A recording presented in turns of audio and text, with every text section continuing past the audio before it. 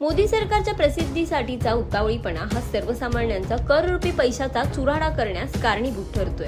October 2022 मध्ये मध्य प्रदेशच्या उज्जैनमध्ये मोदींच्या हस्ते उद्घाटन झालेले सप्तऋषींचे पुतळे अवघ्या 8 महिन्यातच कोसळून गेले. डिसेंबर 2022 मध्ये मध्य प्रदेश विधानसभेच्या निवडणुका येऊ घातल्या होत्या, परंतु मोदींच्या हस्ते उद्घाटन होऊन प्रसिद्धी साधली जावी यासाठी घाईघाईने 3 महिन्यांपूर्वी या प्रतिकृती उभारल्या होत्या का?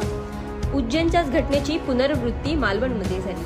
मध्य प्रदेशप्रमाणेच महाराष्ट्रात लोकसभा निवडणुकीपूर्वी घाईघाईने निकृष्ट दर्जाचा महाराजांचा पुतळा उभारण्यात आला. 4 डिसेंबर 2023 रोजी मालवणमध्ये शिवछत्रपतींच्या या पुतळ्याचं उद्घाटन पंतप्रधान नरेंद्र मोदी यांच्या हस्ते झालं, परंतु महाराजांची प्रतिकृती देखील अवघ्या 8 महिन्यातच खाली कोसळून गेली. एकंदरीत काय तर मध्य प्रदेश असो की महाराष्ट्र, निवडणुकीपूर्वी मोदींच्या जाहिरातबाजीसाठी घाईघाईने निकृष्ट दर्जाचे पुतळे उभारायचे आणि देवतांचा आणि महापुरुषांचा अपमान करायचा, हाच काय तो या प्रसिद्धीजीवी सरकारचा पवित्रा.